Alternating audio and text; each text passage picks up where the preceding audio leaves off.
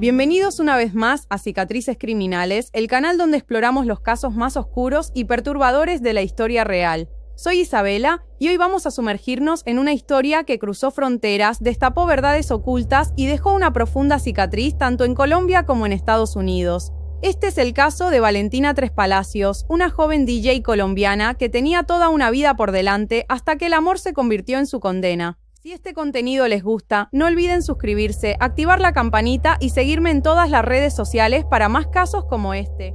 Y ahora sí, prepárense para conocer la historia detrás de la última playlist de Valentina.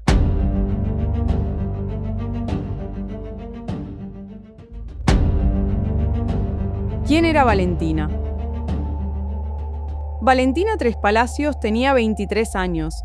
Era una joven colombiana nacida en Bogotá, extrovertida, talentosa y con una creciente carrera como DJ en la escena electrónica y urbana del país. Su presencia en redes sociales no pasaba desapercibida. Compartía su trabajo, su día a día y fragmentos de su vida personal con la misma frescura con la que se paraba frente a una consola y encendía un club. Era joven, soñadora, carismática, pero también disciplinada. Valentina no era una influencer más. Estaba labrando su camino profesional en una industria difícil, dominada por hombres y por prejuicios. En los últimos años había conseguido presentarse en eventos importantes en Medellín, Cartagena, Pereira y otras ciudades. Incluso había empezado a tener contratos fuera del país, lo que le abrió la posibilidad de conectar con audiencias más amplias. Su presencia era magnética, y esa misma luz fue la que llamó la atención de John Nelson Poulos, un hombre de origen estadounidense que se convirtió en una figura clave de esta historia. El inicio de una relación internacional. John Poulos tenía 35 años y era originario de Wisconsin, Estados Unidos. Empresario con estabilidad económica y padre de 3 hijos, según él mismo declararía más adelante. El vínculo entre Valentina y John comenzó a través de redes sociales. Él la contactó como fan de su música, halagó su talento, su carisma y no tardó en mostrar interés romántico. Aparentemente, John estaba dispuesto a todo por ella. Valentina, por su parte, compartía algunas imágenes en las que se le veía viajando, disfrutando de cenas lujosas, hoteles de alto nivel. Todo indicaba que John no escatimaba en gastos cuando se trataba de conquistarla. Durante el año 2022, la pareja mantuvo una relación intermitente. Se veían cuando podían, él viajaba a Colombia con cierta frecuencia y aunque no vivían juntos ni tenían una relación formal establecida públicamente, sí era evidente que mantenían una conexión constante. Sin embargo, había algo en John que incomodaba a los más cercanos a Valentina. Algunos amigos señalaron que él era posesivo, celoso y controlador, que no le gustaba que Valentina saliera sola, que siempre estaba pendiente de con quién hablaba, quién la seguía y cómo se vestía. Pero Valentina, como muchas mujeres jóvenes, estaba enfocada en su carrera y probablemente pensaba que podía manejar ese tipo de presión emocional. Nadie imaginaba lo que ocurriría semanas después. El viaje que parecía una oportunidad. A inicios de enero del año 2023, John le propuso a Valentina algo más serio. Le dijo que quería formalizar la relación, vivir juntos, e incluso que consideraba establecerse en Colombia. Le mostró fotos de un supuesto apartamento que alquilaría para ambos y habló de empezar una nueva vida. Valentina, emocionada, compartió con su familia que todo iba bien. Le dijo a su madre que John era respetuoso y que ella estaba tranquila con la decisión de pasar el fin de semana con él. El viernes 20 de enero, Valentina se despidió de su familia y amigos y se preparó para lo que parecía ser un fin de semana romántico. Estaba ilusionada, segura de que las cosas estaban tomando un nuevo rumbo. Subió historias en Instagram. Se la veía feliz, tranquila, en compañía de John, en el apartamento que él había alquilado temporalmente en el norte de Bogotá, en la zona de Parque Central Salitre. Nadie imaginaba que esas serían las últimas imágenes públicas de Valentina con vida. El silencio. El domingo 22 de enero, Valentina dejó de responder mensajes. Sus amigos comenzaron a notar su ausencia en redes. No contestaba llamadas, no publicaba nada, no había señales de movimiento. Esa misma tarde, un reciclador en la localidad de Fontibón, zona suroccidental de Bogotá, encontró una maleta azul abandonada cerca de un contenedor. Al abrirla, el horror fue absoluto. Dentro estaba el cuerpo sin vida de Valentina Tres Palacios.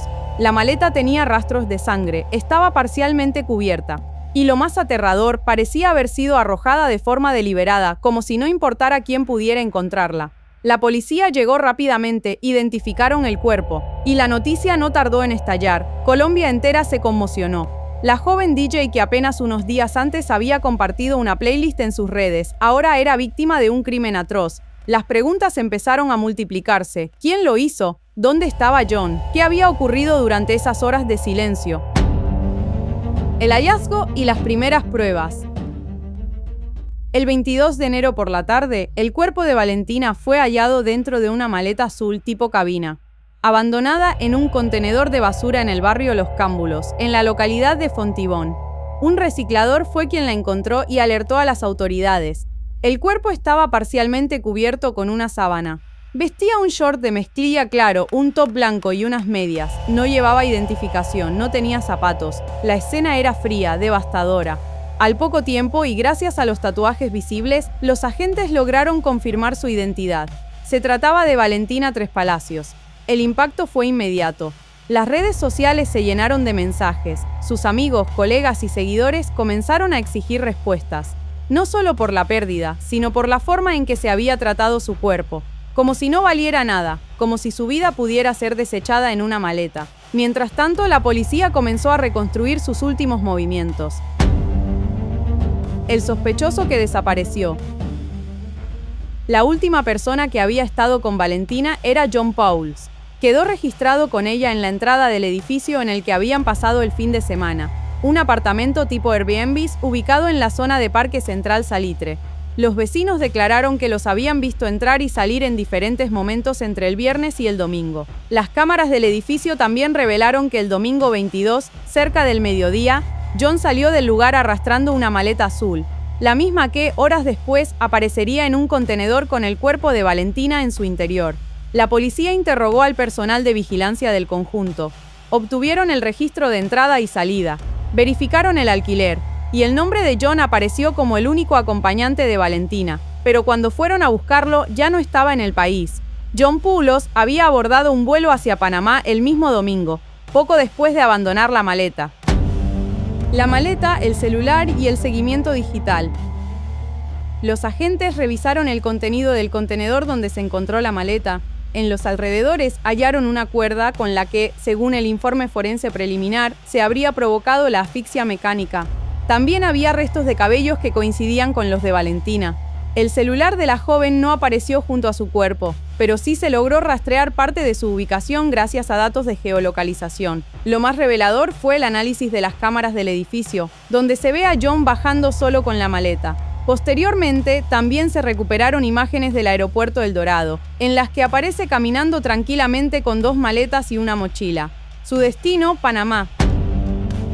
La reacción de la familia y los medios. Para la madre de Valentina, la noticia fue devastadora. En declaraciones a medios locales, pidió justicia con lágrimas en los ojos. Expresó que su hija no merecía ese final y que confiaba en que las autoridades colombianas actuarían con rapidez.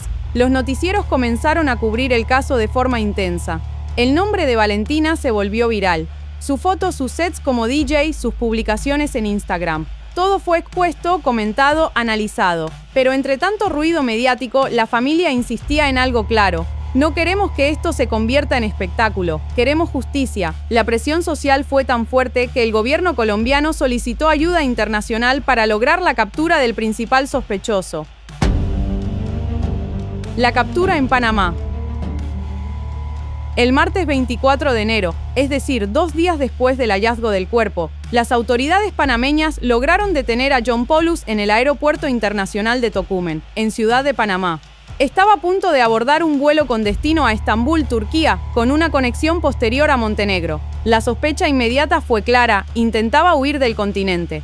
Durante la detención se le encontró documentación falsa. Llevaba un pasaporte adulterado y varias tarjetas bancarias, algunos billetes en dólares y una lista con datos aparentemente personales. Fue detenido y puesto a disposición de las autoridades panameñas. La Interpol activó una alerta roja y Colombia solicitó la extradición de forma urgente.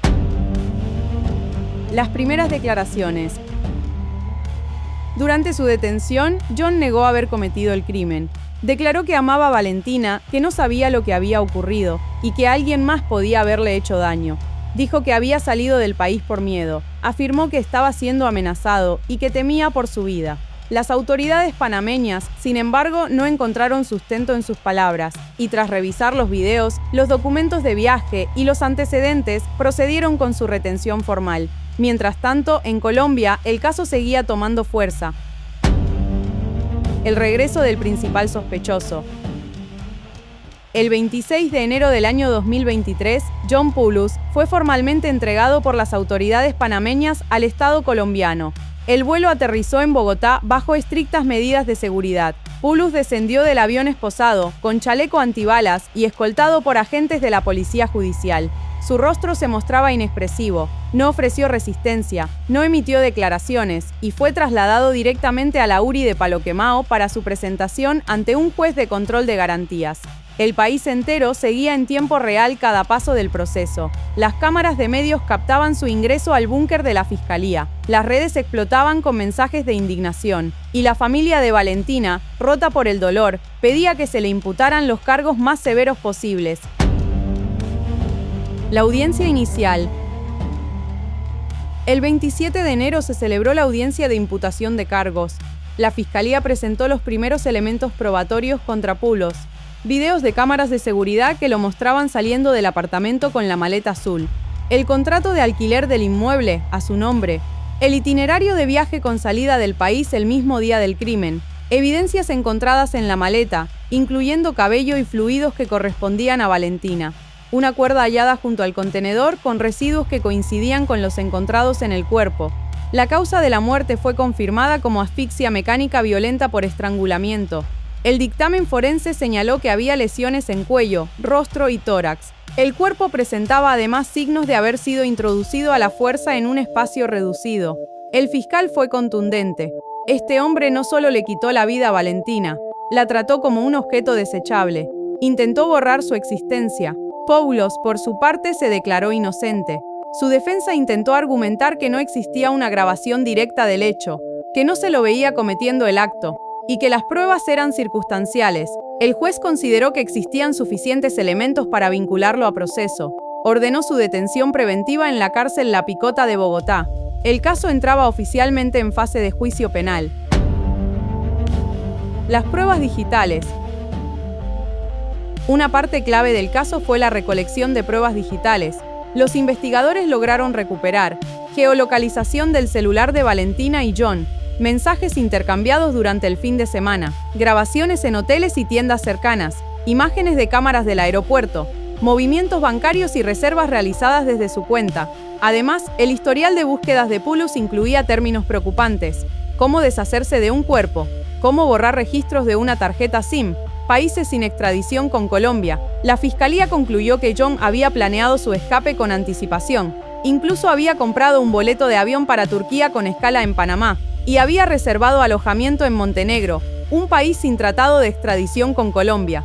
Todo indicaba premeditación, cálculo y desprecio total por la vida de Valentina. Las contradicciones. Durante el proceso, la defensa de Poulos sostuvo versiones cambiantes. En un momento dijo que Valentina tenía vínculos con el narcotráfico. Después aseguró que él fue drogado por terceros. En otra audiencia, afirmó que ella lo estaba utilizando para obtener dinero. Ninguna de esas versiones pudo ser respaldada por pruebas. Las autoridades no encontraron vínculos de Valentina con actividades ilegales, y sus cuentas bancarias, redes sociales y vida personal fueron analizadas en detalle. Su único vínculo con Poulos había sido afectivo, y ese vínculo se transformó en trampa mortal. El impacto social. La muerte de Valentina generó una respuesta masiva. En Bogotá, Medellín y otras ciudades se organizaron marchas en su nombre. El movimiento feminista levantó su imagen como símbolo de una problemática urgente: la violencia contra mujeres jóvenes a manos de parejas extranjeras con poder económico. El hecho de que un ciudadano estadounidense pudiera actuar con tanta impunidad, huir del país y negar los hechos incluso con pruebas, encendió alarmas en toda la región. Numerosos colectivos exigieron que se reformaran los protocolos de vigilancia y protección para mujeres víctimas de relaciones violentas, especialmente aquellas con vínculos internacionales. La familia de Valentina, en medio del dolor, participó en varias manifestaciones. Su madre se convirtió en una voz firme: "No quiero venganza. Quiero justicia, que se reconozca que mi hija no murió por amor, que esto fue un acto de crueldad y que no se puede repetir. La espera del juicio. Tras la imputación de cargos y su detención preventiva, John Paulus permaneció recluido en el pabellón de extranjeros de la cárcel La Picota. Desde allí, sus abogados preparaban la estrategia de defensa, mientras la fiscalía seguía consolidando las pruebas. El caso capturó la atención de medios internacionales, no solo por la nacionalidad del acusado, sino por el nivel de evidencia recolectada, la maleta, los videos, los registros digitales, las búsquedas en Internet, las contradicciones en sus declaraciones. Todo construía una historia clara, pero profundamente perturbadora. A pesar de la solidez del caso, el sistema judicial colombiano avanzó con cautela. Se trataba de un caso con cobertura mediática, presión social y repercusiones diplomáticas. Había que hacer todo de forma impecable. Durante ese tiempo, la familia de Valentina participó en audiencias públicas, emitió declaraciones y se mantuvo activa en redes sociales exigiendo que no se dilatara el proceso. El juicio. La etapa judicial se centró en demostrar premeditación y desmentir la narrativa de confusión o accidente. La Fiscalía organizó un caso meticuloso basado en pruebas físicas, tecnológicas y testimoniales. Se presentó el contrato del apartamento donde ocurrió el crimen, las imágenes de seguridad que mostraban a John sacando la maleta, la compra de los pasajes internacionales, la cuerda hallada junto al contenedor, el informe forense que detallaba el modo de asfixia, la desaparición del celular de Valentina que nunca fue recuperado, el patrón de control emocional ejercido por Paulus desde meses antes. La defensa, por su parte, se limitó a negar la intención apelando a un supuesto momento de pérdida de control, pero ese argumento fue debilitado por los propios movimientos de Paulus. La reserva en Turquía, el intento de volar a Montenegro, el pasaporte falso, el silencio inicial. En una de las audiencias, se mostró una captura de pantalla del historial de búsquedas de su teléfono. ¿Cómo calcular el tiempo de descomposición en maletas cerradas? Esa fue la gota que colmó el vaso.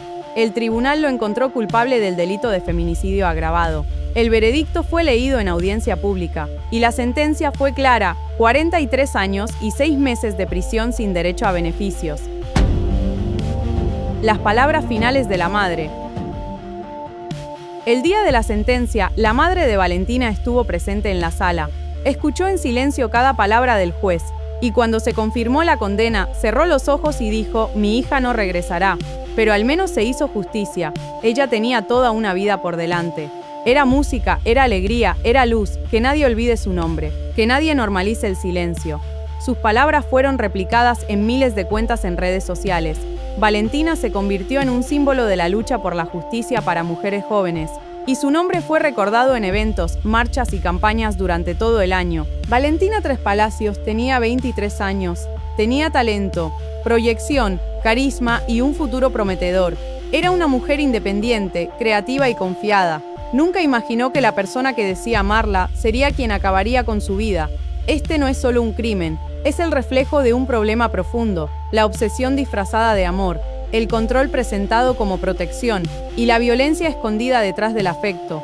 No basta con pedir justicia, hay que contar estas historias, hay que nombrarlas, porque cada vez que una historia es contada, se resiste al olvido. Y hasta aquí llegamos con este doloroso y estremecedor caso. Gracias por acompañarme en Cicatrices Criminales, el canal donde la memoria no muere y las voces silenciadas encuentran eco.